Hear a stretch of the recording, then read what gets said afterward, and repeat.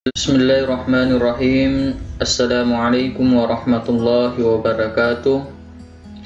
Alhamdulillahi rabbil alamin. Wassalatu wassalamu ala sayyidina Muhammadin wa ala alihi wa sahbihi ajma'in, amma ba'd. Apa kabar ananda sekalian? Semoga tetap dalam keadaan sehat walafiat. Amin ya rabbal alamin. Ananda sekalian, pada pertemuan yang lalu kita telah belajar tentang sedekah. Sedekah adalah memberikan sesuatu kepada orang lain, ya, dengan niat semata-mata mengharapkan ridha Allah Subhanahu wa Ta'ala. Ya, beberapa hari yang lalu kita mendengar kabar duka dari saudara-saudara kita di Mamuju, Sulawesi Barat dan Majene itu tertimpa musibah, sehingga sebagai seorang muslim yang baik maka tentunya kita diharapkan memberikan atau menyisihkan sebahagian harta kita untuk disedekahkan kepada para korban bencana alam, yaitu gempa. Semoga dengan sedekah itu Allah Subhanahu wa Ta'ala menghindarkan diri kita dari bala bencana yang akan menimpa kita. Ananda sekalian, hari ini adalah melanjutkan materi kita yang lalu yang mirip-mirip dengan sedekah, ya, tetapi bukan sedekah, namanya adalah hibah. Juga hibah ini adalah terkait dengan indahnya berbagi, tentu dengan salah satu amalan yaitu tentang hibah. Namun sebelum kita masuk pada materi kita, mari kita bersama-sama berdoa. Bismillahirrahmanirrahim. Rabbi zidna ilman warzuqna fahman. Rabbi shrah li sadri wa yassir li amri wahlul 'uqdatam min lisani yafqahu qawli. Amin ya rabbal alamin. Ananda sekalian, kita akan melihat materi yang akan kita pelajari hari ini, bahwasanya ada 5 poin yang penting kita ketahui. Yang pertama adalah pengertian dari hibah itu sendiri, dalil dan hukum hibah, kemudian syarat dan rukun hibah. Yang keempat, mengambil kembali hibah dan macam-macam hibah. Tentu kata-kata hibah kita sudah sering mendengar, ya. Kita lihat pengertian hibah. Hibah berasal dari bahasa Arab, yaitu hibbatun, berarti pemberian. Sedangkan menurut istilah, hibah adalah pemberian sesuatu yang dilakukan seseorang ketika masih hidup. Jadi perhatikan ananda, pemberian sesuatu yang dilakukan seseorang ketika masih hidup. Ya, berarti kalau tidak hidup bukan hibah namanya. Kepada seseorang secara cuma-cuma, tanpa mengharapkan apa-apa kecuali ridha Allah Subhanahu wa Ta'ala semata. Jadi dari pengertian hibah ini sudah jelaslah bahwa hibah itu adalah sebuah pemberian. Pemberian oleh orang yang masih hidup, ya, kepada seseorang secara cuma-cuma, ya. Jadi syaratnya adalah dia masih hidup. Dengan kata lain, ya, beberapa hal yang perlu kita perhatikan bahwa hibah boleh diberikan kepada orang lain meskipun tidak memiliki hubungan keluarga. Jadi meskipun bukan keluarga kita, ya. Sementara kalau sedekah kemarin yang kita pelajari itu justru diperuntukkan, ya, disunahkan ya diprioritaskan adalah keluarga. Kalau hibah ini meskipun kita tidak memiliki hubungan keluarga, tidak masalah. Kemudian penerima hibah tidak berkewajiban memberikan balasan apapun. Ya, orang yang diberikan hibah itu tidak perlu membalas ya yang diberikan itu. Kemudian hibah dinyatakan sah setelah ada ijab kabul. Jadi nanti nanti dikatakan sah hibah itu ketika adanya ijab kabul. Nah, Anda sekalian, kita lihat gambar di samping ini. Salah satu hibah yang sering kita dengar itu ada namanya hibah tanah dan bangunan.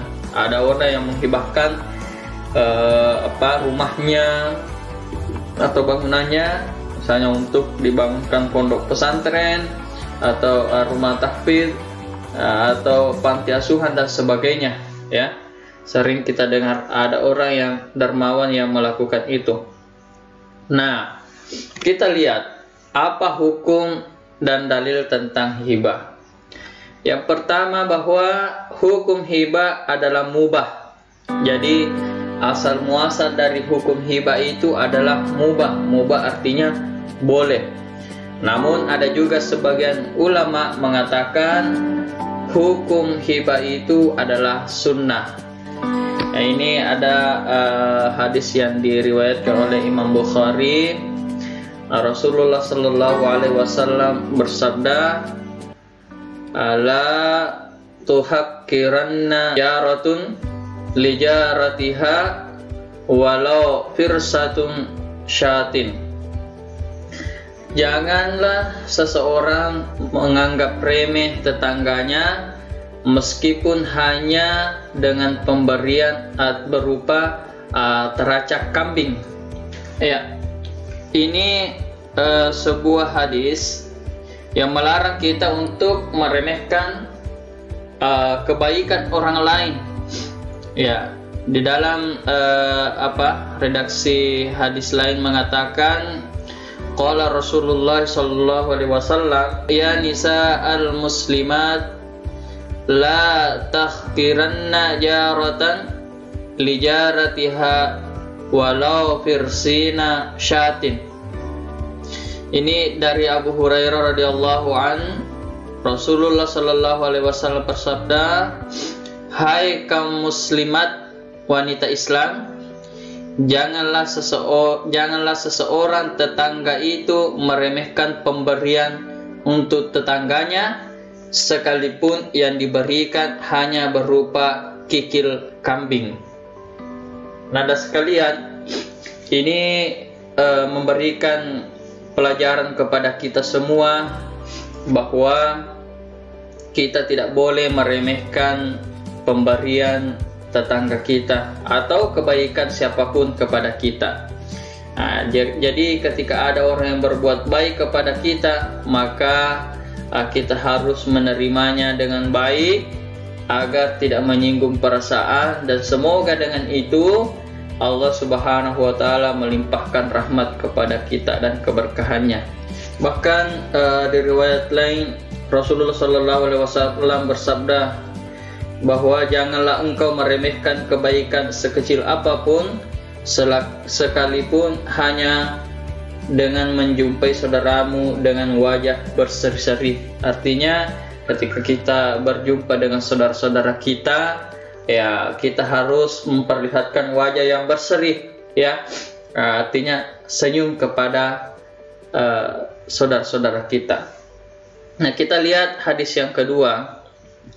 Ini hadis an Khalid bin Adi radhiyallahu anhu anna Nabiy sallallahu alaihi wasallam qala man ja'ahu min akhihi ma'rufun min ghairi israfin wala mas'alatin falyaqbalhu wala yarudduhu fa innama huwa rizqun saqahu Allahu ilaih, rawahu Ahmad. Artinya Khalid bin Adi radhiyallahu anhu berkata, sesungguhnya Nabi sallallahu alaihi wasallam bersabda, barang siapa yang diberi oleh saudaranya kebaikan dengan tidak berlebih-lebihan dan tidak dia minta, hendaklah diterima atau jangan ditolak. Ya, jadi ketika ada saudara kita yang memberikan dan itu tidak berlebih-lebihan, ya, dan tidak meminta apa-apa, maka itu jangan ditolak. Artinya harus kita terima. Nah, jangan dilihat apakah ia besar, apakah ia kecil, tapi itu harus kita terima, nanda sekalian. Sesungguhnya yang demikian itu pemberian yang diberikan Allah kepadanya. Jadi saudara kita yang memberi kepada kita, ternyata sesungguhnya justru orang itu adalah mendapat pemberian dari Allah Subhanahu wa taala. Masya Allah. Nanda sekalian, kita lihat ya, rukun dan syarat sedekah. Rukun dan syarat sedekah itu ada 4. Ya, yang pertama adalah bagi orang yang memberi hibah.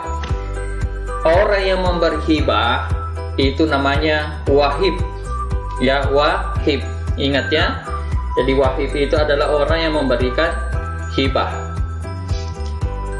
Orang yang memberi hibah itu dia berhak, ya, dan cakap dalam membelanjakan harta.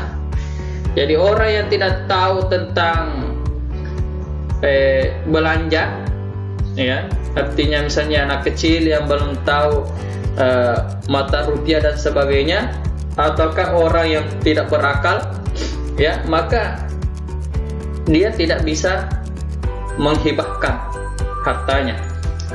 Ya, meskipun dia berhak, meskipun harta itu adalah miliknya, tetapi ketika dia tidak tahu, tidak cakap dalam membelanjakan harta, maka dia tidak memenuhi syarat untuk melakukan hibah.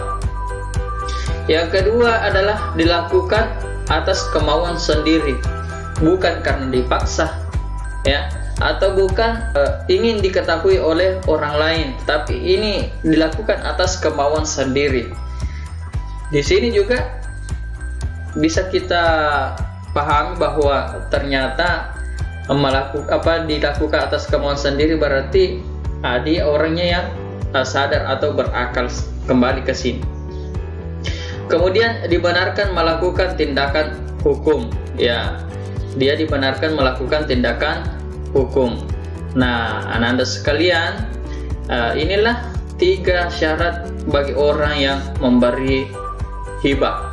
Ya, jadi ketika tidak memenuhi salah satu di antara ketiga ini, maka tidak bisa dilakukan hibah itu. Kemudian orang yang menerima hibah. Ini orang yang menerima hibah dengan istilah mauhub lahu. Mauhub lahu. Orang yang menerima hibah. Mauhub lahu atau orang yang menerima hibah itu sudah ada ketika akad hibah dilakukan. Jadi ketika akad berlangsung ternyata tidak ada atau hanya ada atas dasar perkiraan, seperti janin yang masih dalam kandungan ibunya, maka tidak sah dilakukan hibah kepadanya. Atau orang yang diberi hibah itu ada di waktu pemberian hibah, namun dia dalam keadaan terganggu akalnya atau tidak berakal sehat, maka hibah tersebut diambil oleh walinya atau pemeliharanya atau orang yang mendidiknya sekalipun dia tidak ada hubungan keluarga. Jadi seperti itulah, ya. Jadi Anda semoga bisa dipahami. Kemudian syarat dan rukun hibah yang selanjutnya adalah barang yang dihibahkan. Barang yang dihibahkan atau mauhub, ya, barang tersebut harus memenuhi syarat. Yang pertama, milik pemberi hibah. Ya, jadi jangan memberikan hibah ternyata harta tersebut adalah milik orang lain, ya, harus milik diri sendiri.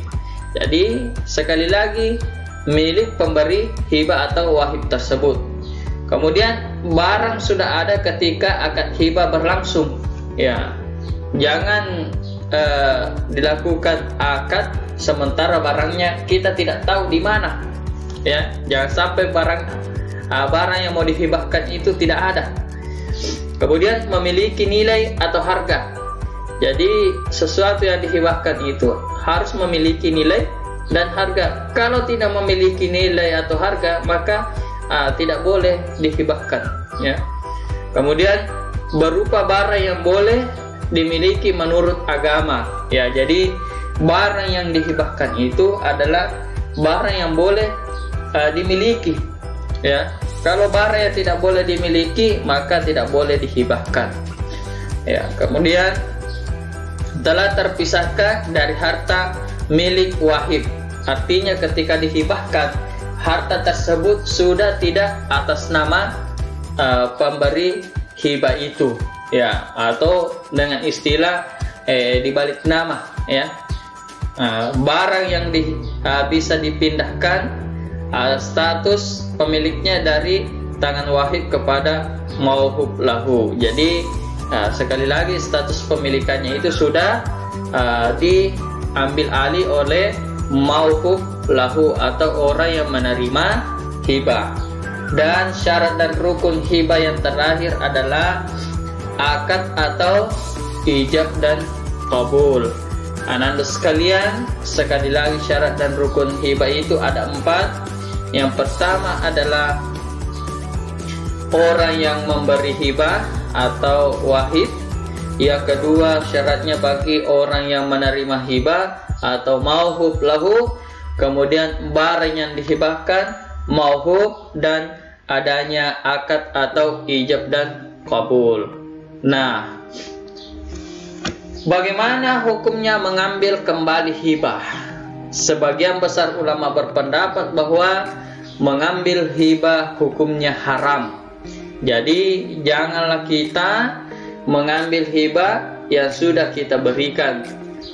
Kecuali, ya, ada pengecualian, hibah yang dilakukan oleh orang tua terhadap anaknya, sebagaimana hikmah sabda Nabi Sallallahu Alaihi Wasallam. Kita lihat hadis. Ya, kita lihat hadisnya. La yahillu lirajulin muslimin ayu atiya atiyatan aw yahaba hibatan fayarji'a fiha illa walida fima yu'tiya waladahu. Rawahu Abu Dawud.